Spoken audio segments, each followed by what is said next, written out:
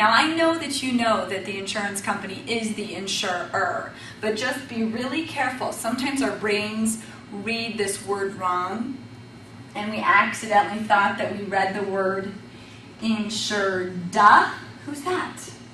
That's your client. You are the person selling insurance, the producer, or the agent. So the insurer is the company, the insured is the client.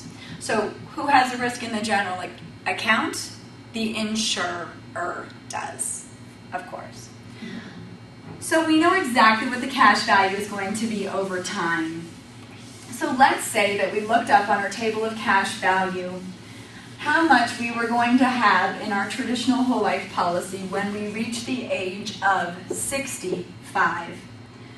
It says that our cash value is guaranteed to be $40,000.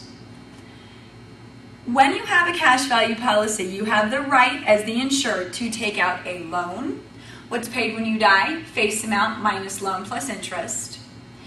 You also have the right to take out all of your money, and that's called cash surrender. If you take out all of your cash value, you have no cash value, you have no protection. The policy will have lapsed. But let's say that that's what you decide to do. Because remember, at age 65, if you want to continue to have this policy, you would still have to pay $1,000 every single year until you die or until you're 100. So let's say you take cash surrender at age 65. You take out the whole $40,000. How much of your money went into this policy? Well, let's see. The premium was $1,000. You purchased it at age 30. You are now 65. That's 35 years of premium. So that when you take out the $40,000, $35,000 in my example is called your cost basis. That's tax-free. You buy life insurance with after-tax dollars. So your money coming back to you is tax-free.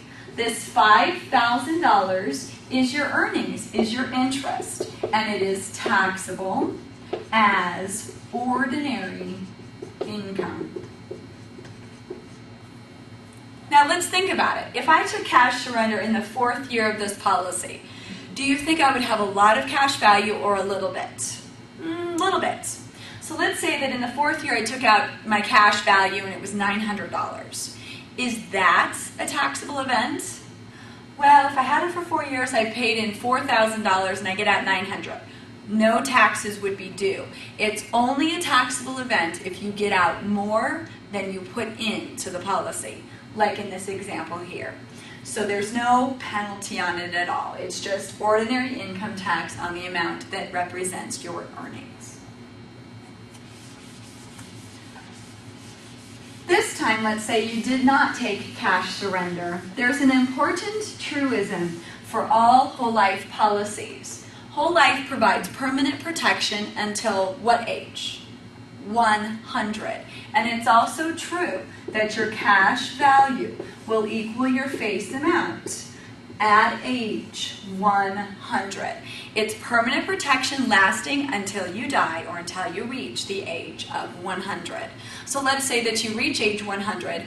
They write you a letter. They say, hey, Stan, thanks for not dying. We earned 12% and we paid you $4, and here's your $100,000. So let's think about what would happen in that case. So you get a check for $100,000. How much have you paid in over the life of this policy? Well, you got it at 30. You paid in $1,000 a year. You're now $170,000. So they sent you your check for your face amount. No more protection. Your cost basis is $70,000. How much is taxable as ordinary income in this example? $30,000 is taxable as ordinary income. What if you had died at age 99? $100,000 would have gone to your beneficiary tax-free. No taxes are due when the money goes to your beneficiary. The beneficiary gets the money, no taxes due. What do you think happens to the insurance company's risk over time? If you were to die at 31, how much is your cash value? Nothing. So that they would have to come up with, out of their own pockets, all of that $100,000. But as your cash value grows, it offsets their risk. The longer you live, the less risk the insurance company has. So really, when you buy life insurance, you're betting you're going to die, and they're betting you're going to live. So the longer you live, the less risk they have. Ultimately, by the time you reach 100, they don't have any risk at all. They simply pay you the face amount of the policy. Ordinary means the premiums are due every year until you die or until you reach age 100. So insurance companies would find that people would take cash surrender when they reach retirement age, and they didn't like that. So they had to invent number 2 at the bottom of page 1, and that is what is called limited pay policies. Limited pay policies are still whole life. The test won't tell you that. It is very important that you remember that. Limited pay policies are simply going to shorten the premium pay in period. So limited pay policies.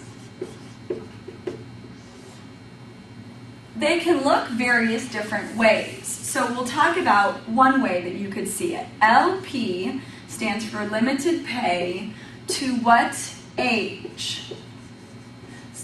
Limited pay to age 65, or limited pay to age 49, or limited pay to age 52, or whatever it is your client wants to pay the premiums until.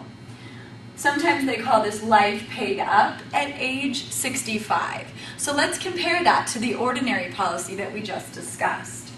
If you purchase an LP 65 at the age of 30, what this means is that you pay the premiums until you reach age 65. But remember, it's still whole life. When will cash value equal face amount? Age 100. So they're going to try to trick you with that. So it's very important to remember that cash value equals face amount at age 100 on any whole life policy. All that stops at age 65 is the premium payments. So do you think that this policy is more or less expensive than the first one that we discussed, the ordinary whole life, on an annual basis? Okay, so we've got how many years to pay in? 35 years to pay in the premiums. We're going to purchase the same face amount. Did you decide, is it more or less expensive? More expensive on an annual basis. I'm just going to double the premium because you have half as long to pay it in. What do you think about the cash value growth in the beginning years of this policy? It grows more quickly. Don't you agree? Because here you're paying in the premiums for the first beginning years of the policy. At age 65, you've paid in $70,000. Let's say your cash value by the time you're 65 is guaranteed to be $80,000. It's going to grow and earn its interest. What account is this in? The general account.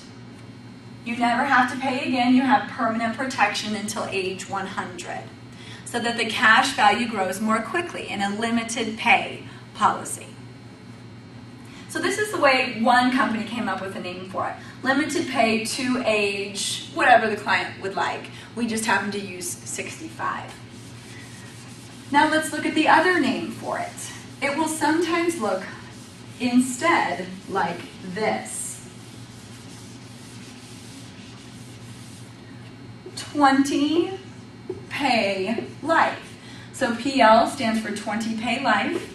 This is how many years does the client want to pay in the premiums. Where the LP was until what age? PL is how many years. So it could be 32 years or 18 years or 45 years or whatever the client would like. We're just going to use this example of a 20 pay life. If it's purchased at age 30, the same face amount as we've been using, $100,000. When would the premium payments end? When would they stop? 20 pay life purchased at age 30. Age 50? Correct. So the premium payments will stop at age 50. On this 20 pay life, when will cash value equal face amount? Definitely something you need to understand. Did I hear you say 100? Of course. Cash value equals face amount on whole life policies at age 100. What do you think about the